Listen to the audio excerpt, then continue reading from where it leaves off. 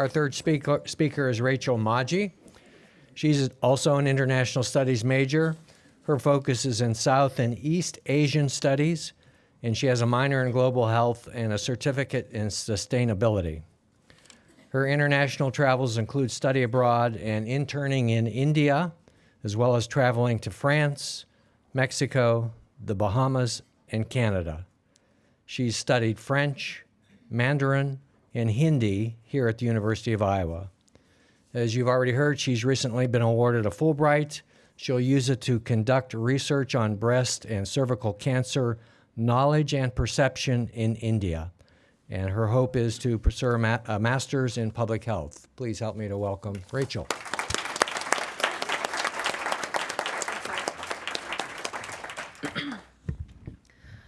It's so cool to be up here. I've interned with the Iowa City Foreign Relations Council for over 3 years, so for once I'm up here and I'm not, sitting up with Lauren and Jocko and Laura and Ed and Tanner and Kyle and anyway, all of my friends. And let me just say I'm so proud of these two. I love them to death, and their speeches made me very emotional, so here's hoping I can hold it together for my own. All right. When asked what I wanted to be when I grew up as a kid, my answer was not always a global public health researcher that implements qualitative studies in order to develop health education interventions towards at-risk groups. I wanted to be an author, though at the time my writing involved more mythical creatures and less qualitative data analysis. Honestly, before writing this speech and thus indulging in a bit of introspection, nothing particularly stood out about my childhood that would have predicted my standing up here before you all, speaking about my experiences as an international studies student at the University of Iowa. Now I can see the little signs. I'd always enjoyed learning about the world. I looked forward to the social studies unit where we finally break free of American and European history and learn about ancient empires in South America and the Middle East, about religions I'd never seen in practice, from Islam in Turkey to Buddhism in Japan. I remember being particularly intrigued by Hinduism, ironically enough. After all, their colorful festivals and multi-limbed deities were so much different and much more interesting than the seemingly endless weeks of Lent and strictly two-armed Jesus Christ. That is so reminiscent of my Roman Catholic upbringing. I've also always had a love for maps and globes. Granted, my interest in geography started as a way to compete with my equally enthusiastic younger brother. Actually, over spring break, we spent all dinner quizzing each other on capitals in different parts of the world. That's how we bond. But that skill has served me well since. Oh, and of course, I dreamed of studying abroad in England, but you can ask any 15-year-old who grew up on Harry Potter and has seen Doctor Who, and they will tell you the same thing. So, despite all this, when I applied to the University of Iowa, I was not an international studies major. In fact, I had never heard of international studies. For most of my senior year in high school, I was dead set on English. Like I said, I wanted to be an author, and I applied to the University of Iowa with the hopes of eventually pursuing creative writing. And things could have very well stayed that way, because so rarely do we have this single defining moment that changes the entire course of our lives. And that sounds dramatic, but hear me out. Mine happened to occur on May 29th, 2013, less than 2 weeks before I graduated high school and roughly 3 months before I would begin school at the University of Iowa. Yes, I did rifle back through my emails to find the exact date. Friends, family, and even some faculty here know of the infamous Kate Harris and the role she has played in inspiring me to be where I am today. A writer, photographer, and researcher, Kate Harris swept me off my feet with images and stories of her experience cycling the Silk Road from Turkey to India when she visited my tiny high school in Kohler, Wisconsin. It's here that I feel the need to plug her book, Land of Lost Borders, which was only just published earlier this year, and I enjoyed it immensely, but then again, I might be a bit biased. Sometimes I wonder where I would be right now if I had stayed home sick during that particular high school assembly. I would not have hesitated in front of the computer as other students in my orientation group registered for introduction to English. I wouldn't have turned to my then freshman advisor and told her that I didn't want to study English anymore. I wouldn't have said, I want to learn about the world. Is there a major for that? I certainly wouldn't be speaking in front of you all, as I'm sure it was during an advising appointment with the wonderful Carmen Berger that I was prompted to apply to intern at the Iowa City Foreign Relations Council a little over 3 years ago. Needless to say, I fully embraced the International Studies program. After all, I've been fortunate to study in India twice as an undergraduate. The first was through the University of Iowa India Winterim program, which Professor Rajagopal spoke to this group about in fall 2016. I myself participated in the 2014-15 session when I traveled to Udaipur, Rajasthan as a student of Professor Uday Kumar's course on high-efficiency cook stoves. If you'll remember, Professor Uday also spoke to ICFRC alongside Jerry Anthony in spring 2017 on the same topic. My first trip to India really marks a watershed moment in my life. Like the Kate Harris talk, the trajectory of my life changed when I stepped off the plane in New Delhi over 3 years ago, as it's opened up so many opportunities for me since then.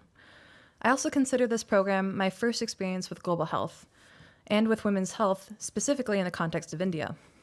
Because when I returned to class here at Iowa and discussed household air pollution, I now had faces and names to match those statistics. I had sat next to the women that my professor's slides had labeled at risk. I sat in their homes, my back against the blackened walls, while their children sat in my lap, and we all inhaled the same smoke that causes so many chronic respiratory diseases in women and young children that live in homes that burn wood for fuel. While still in Udaipur, I actually received an email from Carmen, who encouraged me to meet with one of my professors whose class I would be taking the following semester, Dr. Paul Greeno. I promise I'm not simply name-dropping past ICFRC speakers at this point. My world is just incredibly, incredibly small. Dr. Greeno was interested in reestablishing a relationship between the University of Iowa and the Swami Vivekananda Youth Movement, which is an NGO based in Mysore, Karnataka. After applying for the position and working tirelessly on a research project all spring, I returned to India in June 2015 as one of 2 highly motivated guinea pigs. Under SVIM founder Dr. Balu, I helped create metrics for human and social capital indicators observed at SVIM's rural project sites. If you're interested in exactly what that means, I encourage you to come chat with me after the talk. As a side note, by the way, this program now exists as the Development in a Global Context course here at the UI, and I highly encourage any interested global health students to speak with Carmen or Dr. Christopher Squire about participating next academic school year. To continue, during my field stay during this research position, I stayed in rural Hosahali at the Viveka Tribal Center for Learning, one of SUIM's schools that provides primary and secondary education to children living in the area.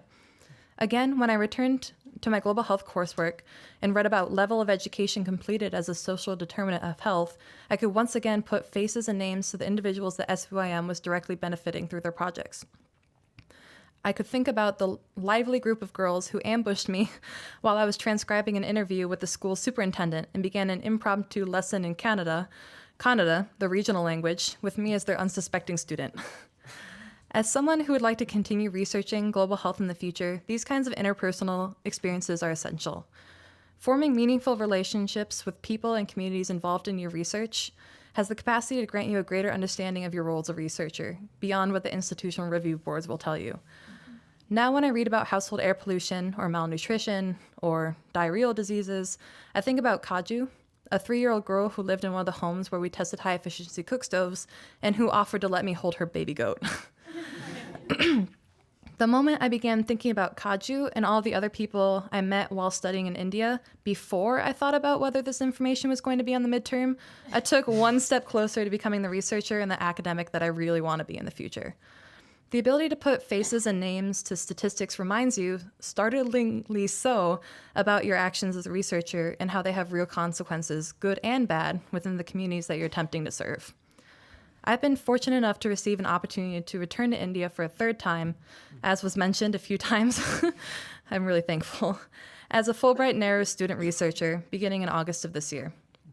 This grant will allow me to work with SVIM again at the Vivekananda Memorial Hospital in rural Sargor, as well as St. John's National Academy of Health Sciences in urban Bangalore.